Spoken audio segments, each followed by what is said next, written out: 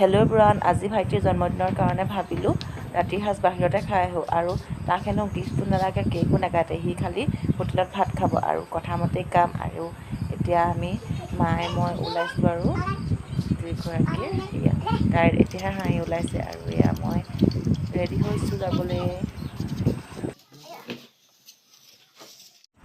আৰু আমি এতিয়া পালোহি আৰু আমি আহিছোঁ জাপি ধাবালৈ।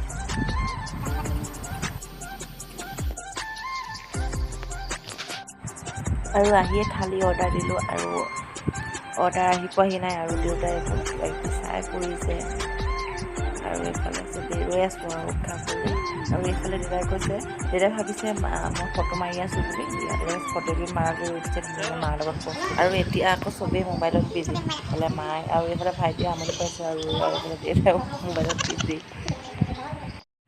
অপেক্ষাৰ অন্তত এতিয়া আহি গ'ল থালি আৰু আমাৰ কাৰণে দিছোঁ মাংস আৰু মা আৰু দেউতাৰ কাৰণে দিছোঁ মাছ, যিহেতু মা দেউতাই মাংস নাখায়। আৰু এতিয়া আমি খাই লওঁ তেন্তে।